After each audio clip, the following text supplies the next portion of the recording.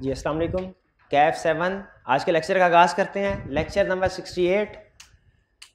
Concept जो study करने जा रहे हैं हम आज वाइंडिंग अप के हवाले से डिस्कशन को आगे लेके चलेंगे। इससे पहले हमारी डिस्कशन वाइंडिंग अप में कहाँ तक पहुँची थी? कल तो कहानी शुरू हुई थी वाइंडिंग अप की, और हमने ये स्टडी किया था कि वाइंडिंग अप के 3 तरीके हैं। कौन कौन से 3 तरीके हैं? जल्दी से बताओ भाई।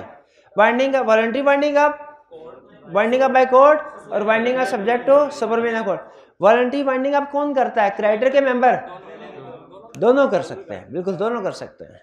और वाइंडिंग अप बाय कोर्ट में वाइंडिंग अप का सारा प्रोसेस कौन कंट्रोल करता है? कोर्ट। जो वॉलंटरी वाइंडिंग अप है उसमें लिक्विडेटर कौन अपॉइंट करेगा? मेंबर या क्रेडिटर। और वाइंडिंग अप बाय कोर्ट में ऑफिशियल लिक्विडेटर कौन अपॉइंट करेगा? कोर्ट। सबसे अहम चीज वाइंडिंग अप में यही है, लिक्विडेटर अपॉइंट करने की अथॉरिटी किसके पास है? वो डिपेंड करता है मोड के ऊपर। हमने कौन सा मोड स्टार्ट किया तीनों में से? Winding up by court. Winding up by court में हमने स्टडी किया सबसे पहले इसमें 2 कंसेप्ट हैं। एक है किन सर्कमस्टेंसेस में कंपनी को वाइंड अप किया जा सकता है बाय कोर्ट, किन सर्कमस्टेंसेस में कंपनी को वाइंड अप किया जा सकता है बाय कोर्ट। दूसरा कंसेप्ट है वाइंडिंग अप के लिए कोर्ट को एप्लीकेशन कौन कौन दे सकता है। वाइंडिंग अप के लिए कोर्ट को एक किन हालात में, दूसरा कौन एप्लीकेशन लेके जाएगा। ठीक है, एक किन हालात में कंपनी को वाइंड अप किया जा सकता है बाय कोर्ट, और दूसरा कंसेप्ट क्या है? कौन एप्लीकेशन कोर्ट में लेके। क्योंकि कोर्ट का मसला ये है, जब तक एक तो सू मोटो नोटिस भी ले सकती है, लेकिन नॉर्मली कोर्ट तब तक नहीं अपना काम शुरू करती जब तक उसके पास कोई ना कोई बंदा एप्लीकेशन ना लेके आए। ये दोनों आपस में लड़ झगड़ के मर भी जाएंगे ना, मैं इधर कोर्ट में अगर बैठा हूं तो मेरे को कोई प्रॉब्लम नहीं है। क्यों? जब तक मेरे पास कोई शिकायत नहीं लेके आएगा। क्योंकि अगर ये शिकायत मेरे पास, फिर एक्शन शुरू होगा ना। हाँ, कुछ केसेस में कोर्ट के पास सो मोटो पावर होता। तो इसी तरह कंपनी को वाइंड अप करवाना हो ना, कंपनी में तबाही फिरी हुई है, लड़ाई झगड़े हो रहे हैं, कुछ भी हो रहा है, जब तक कोर्ट के पास एप्लीकेशन नहीं पहुंचेगी कोर्ट अपना काम शुरू नहीं करेगी। एप्लीकेशन पहुंचाना जरूरी है। चलती कंपनी की एप्लीकेशन दे दे वाइंडिंग अप की, कोर्ट एक लगाएगी। और बिला वजह की एप्लीकेशन दे दी, बल्कि कोर्ट का वक्त ज़ाया करने की वजह से जुर्माना भी हो सकता है। कॉस्ट पे करने की, कॉस्ट पे करना पड़ सकती है। ऑर्डर पास कर देगी court, order as to cost. Order as to cost का क्या मतलब है? बिला वजह केस फाइल किया, हमारा वक्त ज़ाया किया, 10,000 जमा करवाए।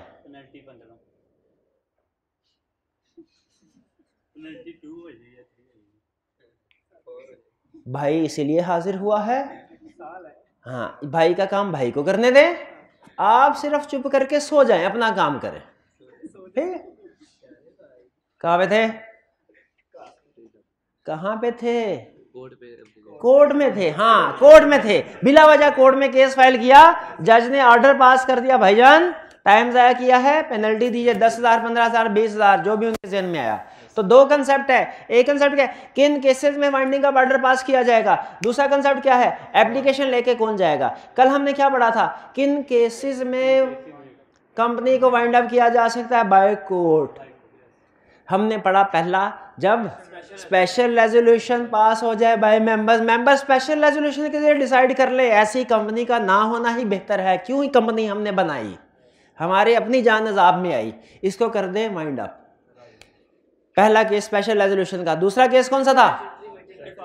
जब डिफॉल्ट किया जाए, स्टैट्यूटरी मीटिंग कंडक्ट कराने में, स्टैट्यूटरी रिपोर्ट कंडक्ट कराने में। कंपनी इनकॉर्पोरेट तो हो गई, लेकिन ऐसे नाअहल लोग हैं पहली मीटिंग ही सही नहीं करवा सके, स्टैट्यूटरी मीटिंग में कंडक्ट करवाने में डिफॉल्ट किया, या स्टैट्यूटरी रिपोर्ट सबमिट नहीं करवाई उसमें डिफॉल्ट किया, तो ऐसी कंपनी को वाइंड अप कर देना ही बेहतर है। अब जो लोग कंपनी को चला नहीं सके वो कंपनी को वाइंड अप भी सही नहीं करवा सकेंगे, तो वाइंडिंग अप फिर कौन करवाएगा? कोर्ट। 2 केसेस हो गए, स्पेशल रेजोल्यूशन, स्टैट्यूटरी मीटिंग। तीसरा केस क्या था? 2 कंसेक्यूटिव एजीएम को कंडक्ट करवाने में डिफॉल्ट किया जाए। इसमें जोर किसके ऊपर है? 2 कंसेक्यूटिव के ऊपर। और फाइलिंग फाइनेंशियल स्टेटमेंट्स और एनुअल रिटर्न, 2 कंसेक्यूटिव ईयर्स की एजीएम कंडक्ट ना करवाई जाए, या फाइनेंशियल स्टेटमेंट फाइल ना करवाए जाए, एनुअल रिपोर्ट फाइल ना करवाई जाए, तो company wind up by court. 3 examples हो गई। और कौन सी? Special resolution, statutory meeting, AGM. Minimum number of members से कम हो जाए तादाद तो भी वाइंडिंग अप बाय कोर्ट करवाए जा सकते हैं, क्योंकि आपको पता है इसमें फिर अगर पूरी ना करे तो बाकी मेंबर्स की लायबिलिटी अनलिमिटेड हो सकते हैं। और मिनिमम नंबर से मुराद पब्लिक अनलिस्टेड है तो 3, लिस्टेड है तो 7, प्राइवेट है तो 2। ठीक है, ये मिनिमम की तादाद। हम पब्लिक और प्राइवेट की हद तक रहते हैं, प्राइवेट के केस में 2 और पब्लिक के केस में 3। 4 होगी। और क्या थी? क्विक रिवीजन करो। Company is unable to pay its debts. हाँ, ये good. Company is unable to pay, 2 ही एग्जांपल मुझे पसंद है, एक company is unable to pay its debts और एक अनलॉफुल बिजनेस वाले। Company is unable to pay its debts में वो एक्सप्लेन करता है एग्जांपल्स के साथ कि कब कंपनी अनेबल टू पे डेट। कहता है जब कोई क्रेडिटर 1 लाख रुपए या उससे ज्यादा का कंपनी को उसके रजिस्टर्ड ऑफिस पे नोटिस भेजे और कंपनी 30 दिन के अंदर अंदर सेटिस्फाई ना करे, पेमेंट ना करे, तो उसको वाइंड अप किया जा सकता है। एक दूसरा केस कि जब कोर्ट ऑर्डर दे कोई और उसको एग्जीक्यूट ना करवाया जाए, execution of an order remains unsatisfied. और तीसरा, it is proved to the court that company is unable to pay its debts। और इस चीज को कंसीडर करते हुए उसने लिखा है कि कोर्ट देखेगी कंटिंजेंट और प्रोस्पेक्टिव लाइबिलिटीज को भी, कंटिंजेंट और प्रोस्पेक्टिव क्रेडिटर्स को भी। ये बात कल नहीं हो सकी थी। कंटिंजेंट एंड प्रोस्पेक्टिव क्रेडिटर वाली बात लिखी हुई है। कंटिंजेंट क्रेडिटर कौन से होते हैं, प्रोस्पेक्टिव क्रेडिटर्स कौन से होते हैं? जैसे फर्स्ट कंटिंजेंट क्रेडिटर, कंपनी के खिलाफ कोई केस चल रहा है, अभी पेंडिंग है। कंटिंजेंट लायबिलिटीज आपने अकाउंटिंग में सुना हुआ है कि अभी कंफर्म नहीं, फ्यूचर में हो सकती, मे भी हो मे भी ना हो, मे भी हो मे भी ना हो। जैसे लीगल केस चल रहा है और अगर कंपनी हार गई तो कंपनी के लिए उसको लायबिलिटी को, डैमेजेस को पे करना नामुमकिन होगा। यह है कंटिंजेंट लायबिलिटी। कोर्ट देखेगा अच्छा अभी तो कंपनी को नहीं ऑर्डर पास हुआ कि कंपनी ने कोई डैमेजेस अदा करने हैं, लेकिन अगर कंपनी के खिलाफ फैसला आ गया, कंपनी गई, तो कोर्ट कंटिंजेंट और प्रोस्पेक्टिव क्रेडिटर्स को भी कंसीडर करेगा। प्रोस्पेक्टिव क्रेडिटर का मतलब जैसे 30 जून है, 30 जून का बिल अभी तक नहीं आया, बिजली का बिल नहीं आया, लेकिन 30 जून तक हमने बिजली इस्तेमाल कर ली। बताइए अब ये जो लेस्को है या वापडा है, ये हमारी बैलेंस शीट में क्रेडिटर्स में आएगा कि नहीं? हालांकि बिल तो अभी उसने नहीं दिया, ड्यू तो नहीं हुआ, लेकिन प्रोड्यूस है। तो प्रोस्पेक्टिव, कंटिंजेंट और प्रोस्पेक्टिव क्रेडिटर्स को भी कंसीडर किया जाएगा ये डिसाइड करने में कि कंपनी अपनी लायबिलिटीज को पे करने के काबिल है कि नहीं। यानी कंपनी के एसेट को सामने रखा जाएगा, उसकी करंट लायबिलिटी को तो रखा ही जाएगा। कंटिंजेंट एंड प्रोस्पेक्टिव जो अगले महीने अदा करनी पड़ सकती हैं लायबिलिटीज, फ्यूचर में लायबिलिटीज अदा करनी पड़ सकती है, उनको कह रहा है कंटिंजेंट एंड प्रोस्पेक्टिव लायबिलिटीज वो भी कंसीडर की जाएंगे। और अनलॉफुल बिजनेस में हमने क्या स्टडी किया था? कौन सा बिजनेस अनलॉफुल है? कौन सा बिजनेस अनलॉफुल है? अनलॉफुल बिजनेस बता दे मेरा भाई। अनलॉफुल, इलीगल, गैर कानूनी। लॉटरी याद आया? Game of chance. अगर कोई कंपनी कहे कि आप हमें पैसे जमा करवाएं और हम लॉटरी के जरिए से जिस जिसका इनाम निकला उसको ज्यादा पैसे देंगे, डिविडेंड उसको ज्यादा मिलेगा, अनलॉफुल बिजनेस है कि नहीं? और अगर कंपनी कहे कि पैसे जमा करवाइए और फिर मजीद जैसे जैसे मेंबर्स बढ़ते जाएंगे प्रीवियस मेंबर को डिविडेंड मिलता जाएगा, अनलॉफुल बिजनेस। ठीक है। मल्टी लेवल मार्केट, उसने आगे एग्जांपल्स दिए मल्टी लेवल मार्केट के, कौन से स्कीम वगैरह की। तो ये केसेस ऐसे हैं जिनमें वाइंडिंग अप बाय कोर्ट हो जाएगी। इसके अलावा मजीद केसेस कौन से थे? कंपनी डीलिस्ट हो जाए और suspend its operations for the whole year. और सोल बिजनेस एक्टिविटी वाला भी था। कंपनी की बिजनेस एक्टिविटी एक ही काम है जिसके लिए लाइसेंस लेना जरूरी था, लाइसेंस लिया भी और रिवोक हो गया। रिवोक, और कोई काम कर नहीं सकते, जो काम कर सकते तो उसका लाइसेंस रिवोक हो गया। अब क्या करें ऐसी कंपनी का? वाइंड अप बंद कर दें। मैनेजमेंट का भी कोई मसला था, कंपनी मैनेजमेंट रिकॉर्ड को मेंटेन ना कर सके या फ्रॉड कमिट करे। अच्छा, business is oppressive to minority share holder, कुछ इस तरह की बात भी थी। बिजनेस इज ऑपरेसिव का मतलब क्या है कि बिजनेस स्ट्रेटजीज, बिजनेस पॉलिसीज ऐसी बनाई जा रही हैं, बिजनेस डिसीजन ऐसे किए जा रहे हैं कि मिनॉरिटी शेयर होल्डर्स को नुकसान हो रहा है, छोटे शेयर होल्डर्स को। ठीक है, और आपने देखा होगा इससे पहले भी हमने ये पढ़ा था कि मिनॉरिटी शेयर होल्डर्स के राइट्स को प्रोटेक्ट करने के लिए लॉ ने 2-3 जगहों पे प्रोविजन रखी हुई हैं, जैसे variation in share holders rights. ठीक है, उनमें जो छोटे मोटे शेयर होल्डर्स हैं उनके अगर डिसएग्री करते हो इस वेरिएशन से तो वो इकट्ठे होके 10% की पावर बना के, कितनी पावर, 10% की पावर बना के कोर्ट के पास पहुंच सकते हैं। कोर्ट उनके राइट को प्रोटेक्ट करता है। फिर कोर्ट देखता है वाकई अगर जाती हुई है इनके साथ तो अल्टरेशन को नल एंड वाइड करार दे देगा, कैंसिल करा दे देगा। तो ये हमने कुछ सर्कमस्टेंसेस पढ़े थे कल जिनमें वाइंडिंग अप ऑर्डर पास हो सकता है। अब फर्ज कीजिए इनमें से कोई एक सिचुएशन बता दें, इन सारी सर्कमस्टेंसेस में से कोई एक सिचुएशन, कंपनी डीलिस्ट हो गई या सारा साल उसने कोई काम ही नहीं किया। अब ये वाइंडिंग अप की सर्कमस्टेंसेस क्रिएट हो गई, लेकिन अगला क्वेश्चन, जब तक कोर्ट के पास एप्लीकेशन नहीं लेके जाएंगे, court winding up order pass नहीं करेगी, कोर्ट वाइंडिंग अप नहीं करे, तो एप्लीकेशन लेके जाना जरूरी है। नेक्स्ट कंसेप्ट हमारा यही है कि who can apply to court for winding up, कौन कोर्ट को अप्लाई करेगा, हु कैन अप्लाई, कौन। अच्छा, वैसे कंप्लीट कंसेप्ट ये नहीं है हु कैन अप्लाई। अगर ये होता ना हु कैन अप्लाई, तो फिर इसका जवाब सिर्फ इतना होता, company, creditors, contributories, registrar and commission, 5 लोग। ये कंप्लीट कंसेप्ट नहीं है।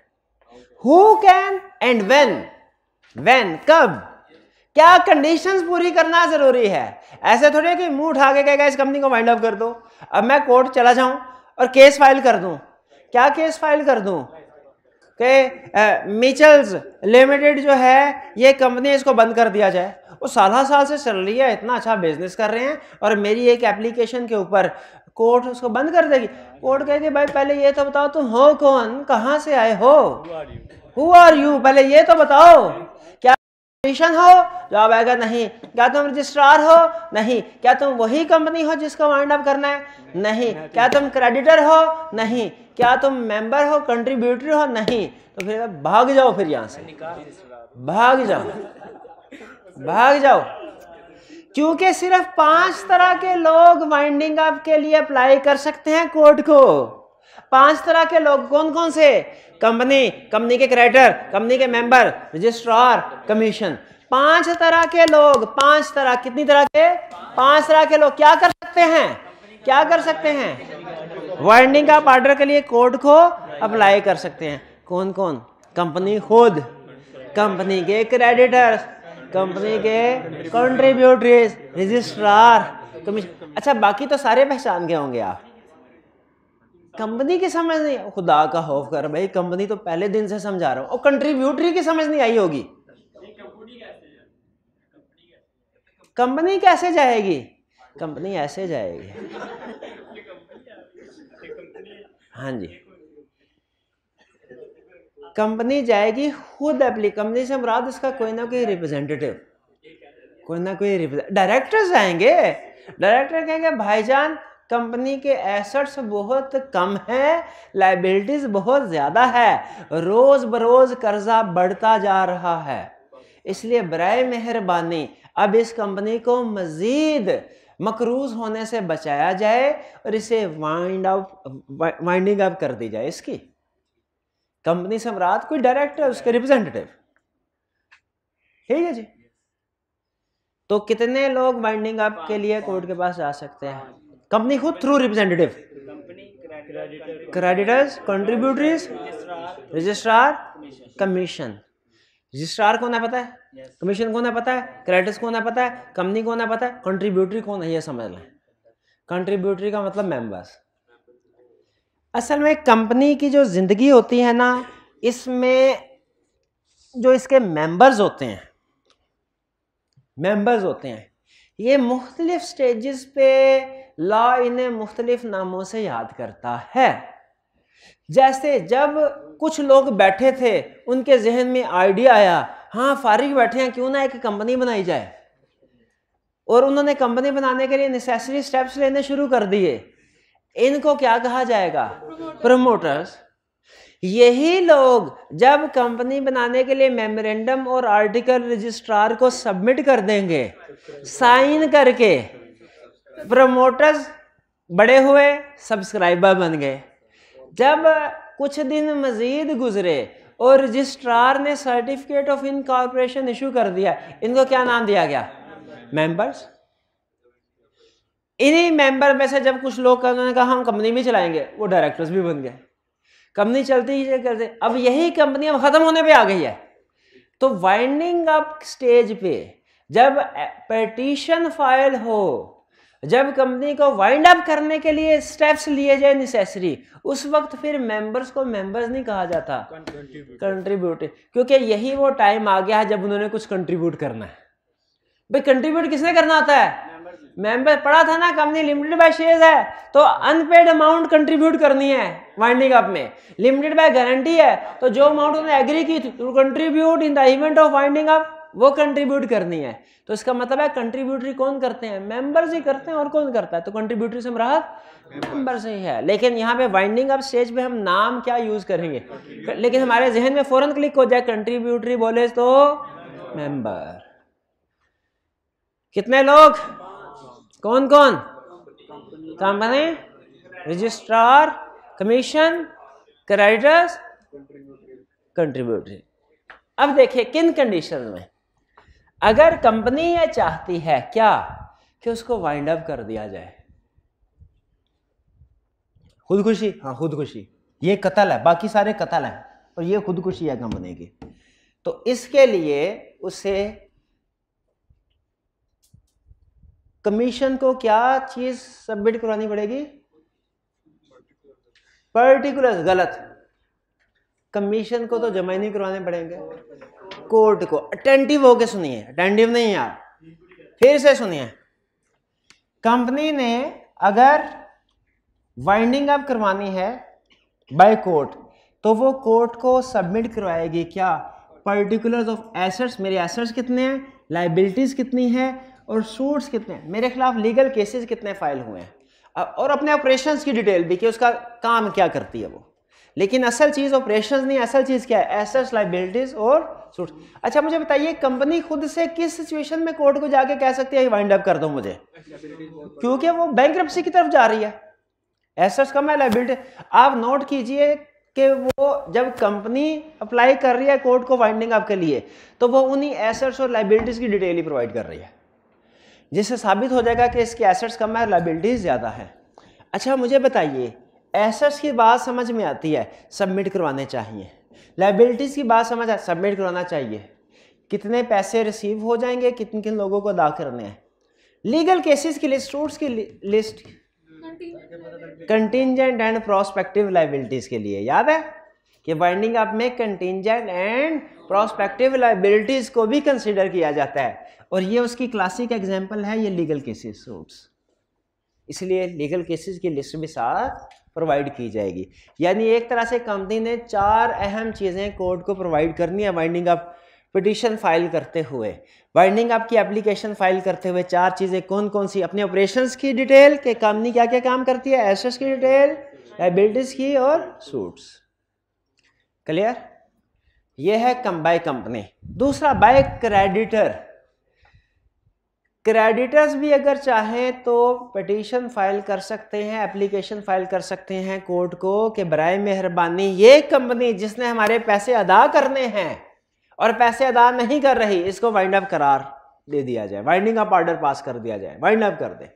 लेकिन इसके लिए क्रेडिटर को अपना केस स्टैब्लिश करना पड़ेगा।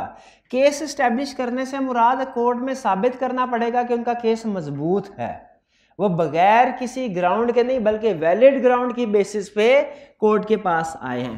प्राइमा फेशिया एविडेंस देना पड़ेगा। प्राइमा फेशिया एविडेंस का मतलब कि क्रेडिटर को ये साबित करना पड़ेगा कि वाकई ही उनके पैसे वाजिबुल अदा थे कंपनी की तरफ, उन्होंने नोटिस दिया और कंपनी ने 30 दिन के अंदर अंदर और फिर ये इस चीज का सबूत देने के साथ साथ, ठीक है, प्राइमा फेशिया एविडेंस देने के, प्राइमा फेशिया एविडेंस का मतलब समझ आ गया क्या है कि कोर्ट को कुछ ना कुछ अपनी एप्लीकेशन के साथ सबूत लगा के देना पड़ेगा इन क्रेडिटर्स को कि इन्होंने हमारा डेट पे नहीं किया। हम क्योंकि हमने पढ़ा था कि अगर कंपनी अनेबल टू पे डेट हो तो वो वाइंड अप करार दी जा सकती है। अब अनेबल टू पे डेट के केस में क्रेडिटर आया करते हैं। क्रेडिटर किस केस में आते हैं कोर्ट के पास फाइंडिंग ऑफ, जब उनके डेट को पेमेंट ना की जाए तो उन्होंने कुछ ना कुछ सबूत तो देना होगा कि हमारे जिम्मे ये डेट था जो हमने कंपनी से रिसीव करना था, ये हमने नोटिस भेजा, उसकी डेट है और 30 दिन गुजर गए अभी तक इसकी पेमेंट नहीं आई। और इसके साथ साथ एविडेंस देने के साथ, केस को एस्टेब्लिश करने के साथ साथ, प्राइमा फेशिया केस को एस्टेब्लिश करने के साथ साथ क्रेडिटर ने सिक्योरिटी भी देनी है फॉर कॉस्ट। सिक्योरिटी कैसा ना हो बाद में कोर्ट के सामने क्रेडिटर आया, सर ये देखिए कंपनी मेरा डेट पे नहीं कर रही। कोर्ट ने कहा अच्छा, अभी कंपनी को बुलाते हैं। कंपनी को बुलाया, उन्होंने कहा सर ये तो हमारे फॉर एग्जाम्पल क्रेडिटर ही नहीं है, या इन्होंने तो हमें कोई डिमांड नोटिस ही नहीं भेजा, या हमने इनको चेक भेज दिया हुआ है। हो सकता है ये क्रेडिटर झूठा केस फाइल करे कंपनी के खिलाफ। जरा मुझे बताइए उस सूरत में उस केस के ऊपर जो भी एक्सपेंसेस हैं वो किसको अदा करने चाहिए? कंपनी को तो नहीं अदा करने चाहिए। तो इसीलिए कोर्ट ने कहा कि क्रेडिटर कुछ सिक्योरिटी भी देंगे, जमानत भी देंगे फॉर कॉस्ट, कि अगर उनका केस गलत साबित होता है तो केस पे जो भी अखराजात उठेंगे क्रेडिटर देंगे। हाँ, नॉर्मली ये बैंक गारंटी दी जाती है, यानी टोटल कैश अभी जमा नहीं करवाया जाता। यहाँ पे सिक्योरिटी से मुराद ये नहीं है कि कैश जमा करवाएंगे, नहीं, बल्कि गारंटी दे दी जाती है किसी पार्टी की तरफ से, बैंक की तरफ से, कि अगर ये केस गलत साबित होता है तो अदालत जो भी जुर्माना लगाएगी, जो भी अखराजात उठे इस केस के ऊपर, गारंटी देते हैं, सिक्योरिटी देते हैं कि वो अदा कर दिए जाएंगे। सिक्योरिटी की बात समझ आ गई। इस्टेब्लिश प्राइमा फेसिया केस, ये समझ आ गया। चले, दो पार्टीज हमने पढ़ लें कि ये दो पार्टीज कोर्ट में जाके वाइंडिंग ऑफ ऑर्डर के लिए एप्लीकेशन दे सकते हैं। वाइंडिंग ऑफ ऑर्डर कोर्ट ने पास करना है, इन्होंने सिर्फ एप्लीकेशन दी। यहां तक कोई क्वेश्चन है तो पूछ लें। जब भी कॉस्ट की बात आती है तो इसमें सिर्फ गवर्नमेंट के जो कॉस्ट लगती है वो, या फिर लॉयर हायर करने की? नहीं, इसमें लॉयर हायर करने की कॉस्ट भी होती है, रिकवरी होती है। जो क्रेडिटर्स वो वॉलंटरी बाइंडिंग अप भी कर सकते हैं और कोर्ट के थ्रू भी कर सकते हैं।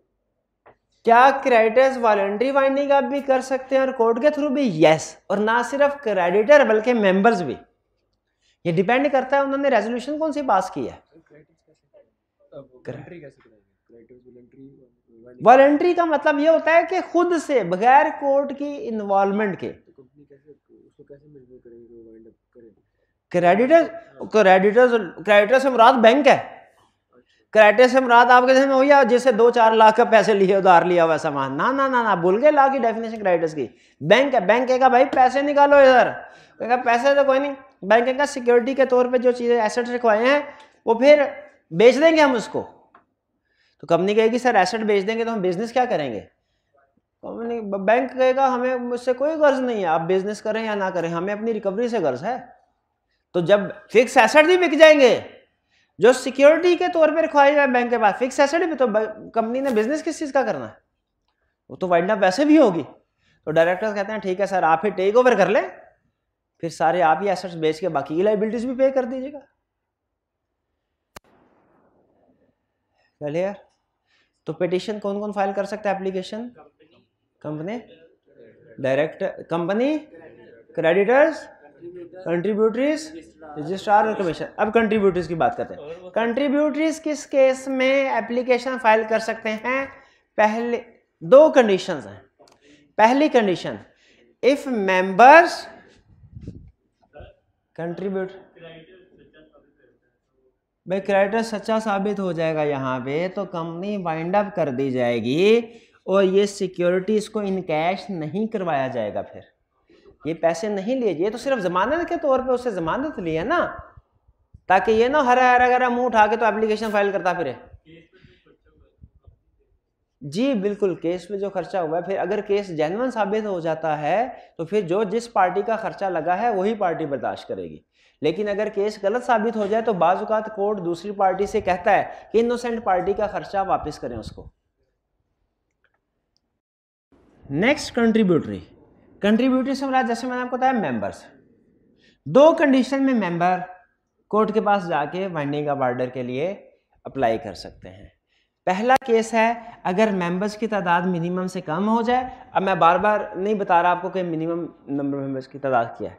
और दूसरा, उस वक्त वो वाला कंट्रीब्यूटरी, वो वाला मेंबर कोर्ट को अप्लाई कर सकता है जिसको शेयर्स अलॉट किए गए हों at least 180 days during last 18 months.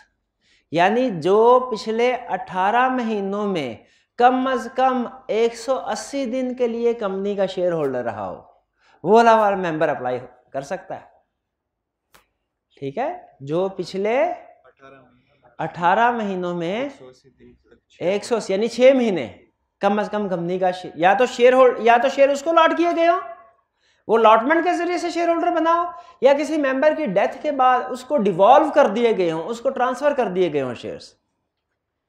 यानी इस प्रोविजन के जरिए से ला ये बताना चाह रहा है कि एक जेन्युइन शेयर होल्डर जो है ना कंपनी का, जो एक लंबे अरसे तक कंपनी का शेयर होल्डर रहा है, वो कोर्ट के पास जाके अप्लाई कर सकता है। ऐसा नहीं है कि आप किसी कंपनी के शेयर खरीदें और अगले दिन पहुंच जाएं कि जी इसको वाइंड अप करें। वाइंडिंग अप वही कंट्रीब्यूटरी अप्लाई कर सकता है वाइंडिंग अप के लिए। या तो दो पॉसिबिलिटीज है, या तो अगर मिनिमम नंबर ऑफ मेंबर्स से कम तादाद हो जाए तो जो भी बाकी मेंबर्स रह गए हैं वो अगर समझते हैं कि यार वो जो बंदा मर गया है असल में तो सारा बिजनेस वही चला रहा था, हमारे बिजनेस की बात नहीं है, तो वो मिनिमम नंबर से कम अगर मेंबर हो गए हैं तो वो वाले मेंबर्स, सर्वाइविंग मेंबर्स कोर्ट में जाके अप्लाई कर सकते हैं वाइंडिंग अप के लिए। और दूसरी कंडीशन क्या है कि वो वाले मेंबर्स जो कि पिछले 18 महीनों में एक कम से कम 180 दिन के लिए कंपनी के शेयर होल्डर रहे हैं, या तो उन्हें ओरिजिनली शेयर अलॉट हुए उन्होंने खरीदे, या किसी मेंबर की डेथ हुई और उन्हें ट्रांसफर किए गए शेयर्स, डेवोल्यूशन कहते हैं इसको। तो 3 हमने अथॉरिटीज पढ़ ली जो अप्लाई कर सकती हैं कोर्ट को। 3 पर्सन, टाइप्स ऑफ पर्सन पढ़ लिए, कंपनी, क्रेडिटर, कंट्रीब्यूटर। अब रजिस्ट्रार, क्या रजिस्ट्रार अप्लाई कर सकता है कोर्ट को कि किसी सर्टेन कंपनी को वाइंड अप खत्म कर दें? यस। इसके लिए कंडीशन क्या है? पहले वो एससीसीपी से इजाजत लेगा। पहले क्या करेगा? रजिस्ट्रार कोर्ट के पास जाने से पहले एससीसीपी से कि सर ये हमारे पास कंपनी रजिस्टर्ड हुई थी, अब ये कोई काम नहीं कर रही, 1 साल से ज्यादा हो गया लिस्टेड कंपनी थी, कोई बिजनेस ऑपरेशंस नहीं कर रही, क्या इसको वाइंड अप करवाने के लिए कोर्ट के पास चला जाऊं? अगर कमीशन इजाजत दे, सैंक्शन दे तो फिर कोर्ट के पास जा सकता है, वरना नहीं। और दूसरा, कमीशन इजाजत देने से पहले उस कंपनी को अपॉर्चुनिटी देगा हियरिंग की, यानी उसका मौक़िफ़ सुनेगा। ये 2 कंडीशन पूरी करते हैं रजिस्ट्रार, फिर रजिस्ट्रार भी कोर्ट के पास जाके पिटीशन दे सकता है वाइंड अप करने के। और लास्ट कमीशन, कमीशन भी कोर्ट को, अच्छा मुझे बताइए कोर्ट हायर अथॉरिटी है या कमीशन? Court higher authority. तो कमीशन भी एप्लीकेशन दे सकता है कोर्ट को कि किसी सर्टेन कंपनी को वाइंड अप कर दिया जाए। किस केस में? अगर इन्वेस्टिगेशन की गई हो। क्या की गई हो? इन्वेस्टिगेशन। और इन्वेस्टिगेशन से यह साबित हो जाए कि कंपनी का बिजनेस फ्रॉडुलेंट या अनलॉफुल था, कल पढ़ा था हमने, कंपनी का business not authorised by memorandum है, मेमोरेंडम और आर्टिकल्स के खिलाफ चल रहे हैं, कंपनी का business oppressive to minority share holder है, मैनेजमेंट गिल्टी ऑफ फ्रॉड है या मिसकंडक्ट कर रही है। इन केसेस में कमीशन अप्लाई करेगा कोर्ट को और अपॉर्चुनिटी ऑफ हियरिंग दे दी कंपनी को इन सारे केसेस में। इसका मतलब है रजिस्ट्रार या कमीशन में से जब कोई भी कोर्ट के पास जाएगा तो पहले कंपनी को अपॉर्चुनिटी ऑफ हियरिंग दी जाएगी कि अपना मौक़िफ़ बयान करें। क्लियर हुई है बात? अच्छा चलिए, अब यहां तक तो कंसेप्ट हमने पढ़ लिया कि कौन कौन वाइंडिंग अप के लिए जा सकता है और कंडीशंस क्या फुलफिल करनी पड़ेगी। ठीक है, अच्छा बताइए क्या रजिस्ट्रार वाइंडिंग अप ऑर्डर के लिए पिटीशन फाइल कर सकता है कोर्ट? क्या कंडीशन पूरी करनी पड़ेगी? ऐसी सैंक्शन मंजूरी लेनी पड़ेगी, कंपनी को अपॉर्चुनिटी ऑफ हियरिंग देनी पड़ेगी। क्या कोई क्रेडिटर्स पिटीशन फाइल कर सकते हैं वाइंडिंग अप के लिए? वो किस केसेस में? प्राइमा फेशिया केस उन्हें एस्टेब्लिश करना पड़ेगा और सिक्योरिटी देनी पड़ेगी फॉर कॉस्ट। कंट्रीब्यूटरी अप्लाई कर सकते हैं, उनके लिए तो कंडीशंस क्या हैं? एक, मिनिमम नंबर ऑफ मेंबर से तादाद कम हो जाए, और दूसरा पिछले 18 महीनों में कम से कम 180 दिन के लिए उस मेंबर को शेयर्स अलॉट किए गए हों, या डेवोल्यूशन के जरिए से, किसी मेंबर की डेथ के जरिए से उसको शेयर्स मिले हों, तो कंट्रीब्यूटरी कर सकता है। और फिर ये हो गए 3 कंट्रीब्यूट। कंपनी खुद भी पिटीशन फाइल कर सकती है। वो किस केस में? उसे अपने ऑपरेशंस की डिटेल, एसेट्स, लायबिलिटीज और सूट्स की डिटेल फाइल करनी होगी कोर्ट को। और कमीशन किन केसेस में फाइल कर सकता है पिटीशन? अगर उसने इन्वेस्टिगेशन की हो और उस इन्वेस्टिगेशन से ये साबित हुआ हो कि कंपनी का बिजनेस फ्रॉडलेंट है, अनलॉफुल है, oppressive to minority share holder है, या मैनेजमेंट गिल्टी ऑफ फ्रॉड है। हाँ, ये जो इन्वेस्टिगेशन है ना, ये एक केस में जरूरी नहीं है। जब कंपनी का सोल बिजनेस लाइसेंस एक्टिविटी हो और लाइसेंस कैंसिल हो जाए, इस रेंज में इन्वेस्टिगेशन की जरूरत ही नहीं है। वो तो पहले ही पता चल गया कि लाइसेंस, हाँ बिल्कुल, लाइसेंस दिया था वो कैंसिल हो गया, कंपनी मजीद काम नहीं कर सकती, इसको वाइंड अप हो जाना चाहिए। तो ये हमने कुछ केसेस पढ़े हैं जिनमें 5 हमने पर्सन्स के बारे में स्टडी किया, वो कोर्ट को अप्लाई कर सकते हैं। कोर्ट को पिटीशन का मतलब एप्लीकेशन, पिटीशन फाइल कर सकते हैं for winding up of A company.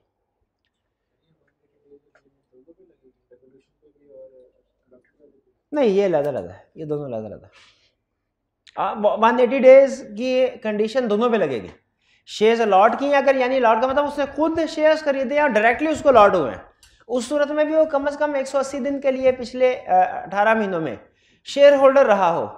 और दूसरा, अगर किसी मेंबर की डेथ हुई है और उसके लीगल रिप्रेजेंटेटिव को शेयर्स अलॉट हुए हैं, डिवॉल्व हुए हैं, तो वो भी लीगल रिप्रेजेंटेटिव 180 दिन के लिए पिछले 18 महीनों में कंपनी के शेयर होल्डर रहे हों, तभी वो एप्लीकेशन फाइल कर सकते हैं वाइंडिंग अप के लिए। अच्छा, नेक्स्ट छोटा सा कंसेप्ट है कमेंसमेंट ऑफ वाइंडिंग अप। ये तो हमें पता चल गया कि ये लोग पिटीशन फाइल कर सकते हैं, एप्लीकेशन फाइल कर सकते हैं वाइंडिंग अप। वाइंडिंग अप में थोड़ा सा प्रोसीजर आपको बता दूं। स्टेप नंबर 1 में इन 5 में से कोई भी पर्सन कोर्ट में जाके एप्लीकेशन फाइल करता है। आज के दिन उसने एप्लीकेशन फाइल कर दी, फिर कोर्ट उस एप्लीकेशन को देखता है, पार्टीज को बुलाता है और देखता है। अच्छा, एक तो ये कि एप्लीकेशन फाइल हुई ना, कोर्ट ने एज सून एज पॉसिबल, अभी केस चल रहा है लेकिन स्टार्ट में ही एक ऑफिशियल को अपॉइंट कर देना, जिसे कहते हैं प्रोविजनल मैनेजर। प्रोविजनल मैनेजर का काम ये होता है, जैसे होता है ना निगरान हुकूमत, तो अब चूंकि वो पुरानी वाली मैनेजमेंट तो एक तरह से फेल हो गई, वाइंडिंग अप की जब एप्लीकेशन आ गई तो इसका मतलब ये है कि पुरानी वाली जो कंपनी की मैनेजमेंट है वो भी इस काबिल नहीं है कि उसके ऊपर एतबार किया जाए। अब उसे भी पता चल गया है कि कोर्ट में केस पहुंच चुका है, तो वो हो सकता है एसेट्स को, लायबिलिटीज को वो कहे आज हमारे हाथ से बात तो निकलने वाली है, तो जाते जाते कंपनी का बेड़ा गर्क कर देते हैं। अगर कोर्ट को ये शक हो कि कंपनी की मैनेजमेंट, जब तक केस चल रहा है हम किसी फैसले पे नहीं पहुंचते, क्योंकि कोर्ट के पास जब एप्लीकेशन आई ना, कोर्ट उसी दिन फैसला नहीं दे देगा कि वाइंडिंग अप ऑर्डर पास कर दिया। कोर्ट देखेगा वाकई केस जेन्युइन है कि नहीं है। तो इसमें अगर महीना 1.5 महीना लगता है, तो उस महीने 1.5 महीने में कंपनी के मामलात कौन संभालेगा, ये क्वेश्चन है। इसमें कोर्ट अगर चाहे तो वो एक पर्सन को अपॉइंट कर देती है जिसे कहते हैं प्रोविजनल मैनेजर। प्रोविजनल मैनेजर का काम ये होता है कि उसने कंपनी के मामलात को संभालना है जब तक कि इस केस का फैसला नहीं आ जाता। यानी या तो एप्लीकेशन डिसमिस नहीं हो जाती या वाइंडिंग अप ऑर्डर नहीं पास हो जाता, तब तक मामलात किसने संभालना है। यानी पिटीशन कोर्ट में पहुंच गई, फैसला होने में 2 महीने लग गए, इन 2 महीनों में कंपनी की मैनेजमेंट कौन संभालेगा, प्रोविजनल मैनेजर। और अगर 2 महीने के बाद पता चला ये पिटीशन जो थी ये बेसलेस थी, इसकी कोई वैलिड जस्टिफिकेशन नहीं थी, फिर सारे का सारा कंट्रोल वापस मैनेजमेंट को दे दिया जाएगा और जिस बंदे ने एप्लीकेशन फाइल किया उसे कुछ ना कुछ जुर्माना कॉस्ट आ जाए। लेकिन अगर ये फैसला करती है कोर्ट के अब वाइंडिंग अप ऑर्डर पास हो जाना चाहिए, तो फिर जब वाइंडिंग अप ऑर्डर पास होगा तो उस वाइंडिंग अप ऑर्डर में ऑफिशियल लिक्विडेटर भी अपॉइंट किया जाएगा। ये याद रखिएगा, प्रोविजनल मैनेजर और ऑफिशियल लिक्विडेटर में फर्क है। क्या फर्क है?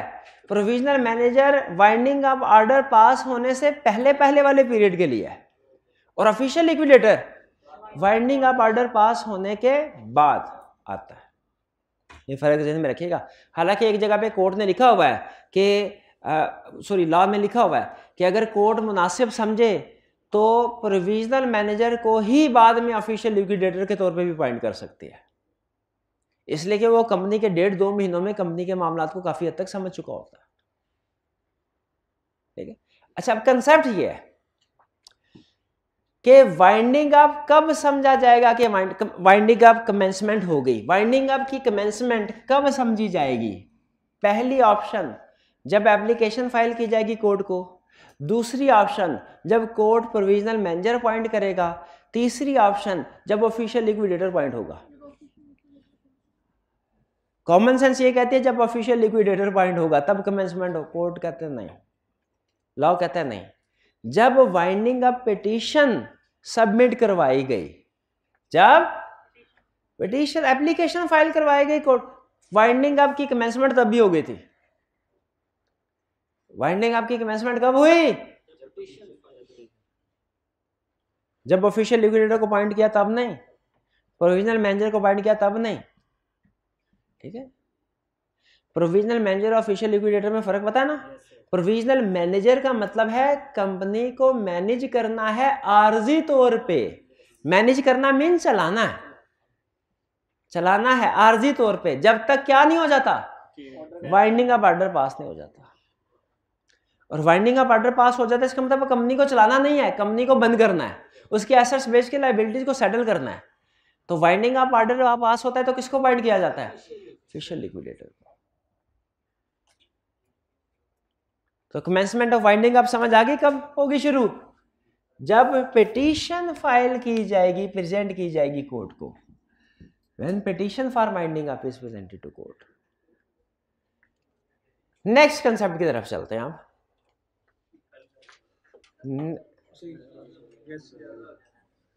ज्यादा तो नहीं है,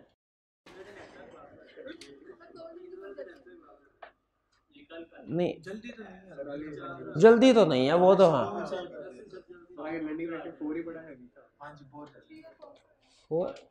अच्छा 4 बड़ा हैवी था। हाँ अच्छा चल ठीक है, मैं पढ़ाता नहीं, लेकिन आपको ओवरव्यू तो दे दूं ना, उसमें तो कोई प्रॉब्लम नहीं है। इसमें हम पढ़ेंगे, आज नहीं पढ़ेंगे, कल पढ़ेंगे। लेकिन पढ़ेंगे क्या ये सुन लें, हम पढ़ेंगे कि ऑफिशियल लिक्विडेटर की अपॉइंटमेंट के बारे में, ऑफिशियल लिक्विडेटर की अपॉइंटमेंट के बारे में कि ऑफिशियल लिक्विडेटर की अपॉइंटमेंट कौन करता है, कैसे करता है, किन सिचुएशन में करता है। अपॉइंटमेंट करेगा कौन? कोर्ट करेगा, कोर्ट करेगा। और ऑफिशियल लिक्विडेटर की पावर्स क्या होंगी? सारी में सुपर पावर होंगी, बिल्कुल। वो सारी मैनेजमेंट के पास, सारे डायरेक्टर्स के पास जो पावर थी वो उस अकेले के पास होगी। वो जितने एसेट्स चाहे बेच सकता है, कॉन्ट्रैक्ट्स जितने थे ऑन गोइंग, जिसको चाहे पूरा करे, जिसको चाहे वो खत्म कर दे, क्योंकि अब उसने एंडिंग स्टेज की तरफ जाना है। उसकी कोशिश होगी सारे कॉन्ट्रैक्ट्स जल्द से जल्द खत्म हो जाए, मजीद कोई कॉन्ट्रैक्ट नहीं। यानी सारे के सारे बोर्ड की पावर उस अकेले के पास आ जाएगी, ऑफिशियल लिक्विडेटर के पास। तो सही कह रहे हैं, उसके पास सुपर पावर्स है। फिर पैनल ऑफ प्रोविजनल मैनेजर और ऑफिशियल लिक्विडेटर, एक लिस्ट। अच्छा आपका क्या ख्याल है, ये जो प्रोविजनल मैनेजर या ऑफिशियल लिक्विडेटर को अपॉइंट किया जाए, इसकी कोई क्वालिफिकेशन होनी चाहिए? डायरेक्टर्स की क्वालिफिकेशन बड़ी थी, एक एक डायरेक्टर। अच्छा 10-12 डायरेक्टर्स थे, हर एक के लिए क्वालिफिकेशन थी पूरी करा। तो आपका क्या हाल है, ऑफिशियल लिक्विडेटर या जो प्रोविजनल मैनेजर है इनके लिए क्वालिफिकेशन नहीं होगी? है। एससीसीपी ने लिस्ट बनाई होती है कि ये हमारे मुल्क में, पूरे मुल्क में ये वो लोग हैं जो फाइनेंस के एक्सपर्ट है, बैंकिंग के एक्सपर्ट है, अकाउंटिंग के एक्सपर्ट है, लीगल मैटर्स के एक्सपर्ट है, हर चीज़ के एक्सपर्ट है। इनमें अगर प्रोविजनल मैनेजर या ऑफिशियल लिक्विडेटर अपॉइंट करना है ना, इनमें से करना है, इनमें से करना है। ये लिस्ट किसके पास होती है? SACP के पास। अच्छा गैस कीजिए, कोर्ट ने जब अपॉइंटमेंट का ऑर्डर पास करना है तो जो हीरा चुनेगा कोर्ट, ऑफिशियल लिक्विडेटर हीरा चुनेगा, वो कहाँ से चुनेगा? कहाँ से? बिल्कुल सही कहा, वहां से मुराद क्या है? जो SACP के पास लिस्ट है वहां से चुनेगा SACP। अच्छा चलें, आपसे एक जजमेंट का क्वेश्चन पूछता हूं, क्या ऑफिशियल लिक्विडेटर कोई डायरेक्टर हो सकता है? कोई मेंबर होना चाहिए या उसे इंडिपेंडेंट होना चाहिए? एग्जैक्टली। तो यही लॉ ने कहा ये काफ़ी नहीं है कि ऑफिशियल लिक्विडेटर SACP की लिस्ट से अपॉइंट किया, लिस्ट से तो अपॉइंट किया ही जाए, लेकिन साथ साथ उससे ये भी पूछ लिया जाए, ए भाई क्या आपका डायरेक्टर के साथ कोई लेना देना, कोई रिलेशनशिप, कोई प्रॉब्लम तो नहीं है, कोई कन्फ्लिक्ट ऑफ इंटरेस्ट हो, कोई लड़ाई झगड़ा हो, कोई इंडिपेंडेंस का इशू हो तो हमें बता दे। हाँ हमें बता दीजिए। क्या ऑफिशियल लिक्विडेटर नहीं है मूड आपका कुछ सुनने का? चलें ठीक है, आखिरी क्वेश्चन, आखिरी 2 क्वेश्चन है, इसके बाद छोटी आपको। पहला क्वेश्चन मेरा, क्या एक से ज्यादा ऑफिशियल लिक्विडेटर पॉइंट हो सकते हैं? कंपनी बड़ी तो जाहिर है काम ज्यादा हो सकते हैं। तो मेरे जहन में आपके जवाब से सवाल आया, अलहदा से सवाल नहीं पूछना था, आपके जवाब से सवाल आया, अगर 2 है, 3 है, 4 है, उनके तो आपस में लड़ाई झगड़े नहीं होंगे? लड़ाई झगड़े, एक कहेगा पहले इस क्रेडिटर को पेमेंट करो, दूसरा कहेगा नहीं ये मेरा दोस्त है पहले इसको पेमेंट करो, वो तो उसको तो जो कहेगा मेरा दोस्त है उसको तो वैसे ही खारिज कर देंगे। और बाकी भी तो आपस में डिस्प्यूट, जैसे डायरेक्टर्स का भी तो डिस्प्यूट राइज हो सकता है। तो अगर एक से ज्यादा ऑफिशियल लिक्विडेटर है, उनका डिस्प्यूट राइज होता है, कैसे सेटल किया जाएगा? कोर्ट बताएगी, ये भाई कोर्ट बताएगी, कोर्ट को रेफर किया जाएगा केस। एक तो ये सवाल का जवाब दे दिया आपने कि एक से ज्यादा अगर ऑफिशियल लिक्विडेटर पॉइंट होते हैं, उनके दरमियान कोई मसला मसाइल होता है, कोर्ट के पास जाना है, शिकायत लेके कोर्ट हल करेगी। आखिरी क्वेश्चन मेरा, एक बंदे को ऑफिशियल लिक्विडेटर पॉइंट किया, क्या वो रिजाइन कर सकता है? जैसे डायरेक्टर भी रिजाइन कर सकते थे, चीफ एग्जीक्यूटिव भी कर सकता था, भूल गए? Tenure of chief executive is 3 years or shorter period unless he resigns earlier or becomes disqualified। याद है? तो रिजाइन कर सकते हैं, डायरेक्टर कर सकता था, कैरियर वैकेंसी इसी चीज का नाम था। क्या लिक्विडेटर रिजाइन कर सकता है? नहीं कर सकता, है ना इंटरेस्टिंग चीज? नहीं कर, तो रिजाइन फोत हो गया, तो रिजाइन तो ना किया उसने, वो तो फोत हो गया। हाँ रिजाइन ठीक है, लेकिन सवाल ये है कि अगर रिजाइन नहीं कर सकता लेकिन उसका दिल भी नहीं कर रहा, या वो रिजाइन नहीं कर सकता लेकिन उसके हाथ पैर टूट गए, अंधा हो गया, ब्रेन हेमरेज हो गया उसको, तो क्या करे उस विषय? इसका जवाब आपकी बुक में लिखा हुआ है, नहीं आप घर जाके पढ़ लेंगे। क्या मसला क्या है? लॉ ये कहता है, अजीब बात देखें, लॉ ने कहा ऑफिशियल लिक्विडेटर रिजाइन कर ही नहीं सकता। एक तो ये हमें इससे खिलाफ, उसकी मर्जी, वो जब चाहे रिजाइन होना तो ये चाहिए था उसका। लॉ ने कहा नहीं भाई तुम रिजाइन नहीं कर सकते। उसने कहा मगर मेरे हाथ टूट जाए, पैर टूट जाए, एक्सीडेंट हो गया, आंखों की बीनाई चली गई, फिर लॉ ने कहा इस सूरत में लॉ ने जवाब दिया, लेकिन जवाब क्या दिया वो मैं नहीं बताऊंगा, वो आपकी बुक में लिखा हुआ है, तो वो आपने पढ़ लेना है। अच्छा वैसे ही पढ़ के आना है, याद करने को नहीं कह रहा, ये तो आपने लर्निंग ऑब्जेक्टिव याद कर लेना ना, who can apply to court for winding up, ये तो पढ़ना है, याद करना है ये अपॉइंटमेंट ऑफ ऑफिशियल ये तो मैंने पढ़ाया नहीं अभी, ये तो पढ़ाया नहीं, ये ऊपर ऊपर से बस पढ़ाइएगा, ठीक है, ऊपर किताब ऊपर रख के ना बेंच पे ऊपर ऊपर से पढ़ लीजिएगा, ठीक है, ताकि कल जब हम इसको डिस्कस करें तो कुछ ना कुछ कंसेप्ट आपके जहन में हो, ठीक है जी। भाई मैंने आपकी बात मानी कि नहीं मानी, आपने कहा सर नहीं पढ़ना, मैंने कहा नहीं पढ़ाना, ठीक है, लेकिन घर में थोड़ा सा रीडिंग कर रहिएगा, कोई हर्ज तो नहीं है, 5-7 मिनट लगेंगे, कल मेरे लिए आसानी हो जाएगी और आप भी हो सकता है कोई क्वेश्चन ऐसा हो जो पूछना चाहें पूछ सकेंगे, चलिए। अभी जो कुछ पढ़ाया उसमें से कोई चीज़ पूछनी हो पूछ लें, कल पूछेंगे, पूछनी आपने कल भी नहीं है, कंफर्म है मुझे, कुछ नहीं, सब ठीक है, सब अच्छा है, चलिए जी सब अच्छा है। आज का लेक्चर यहाँ पे ख़त्म करते हैं हम, अल्लाह हाफिज़।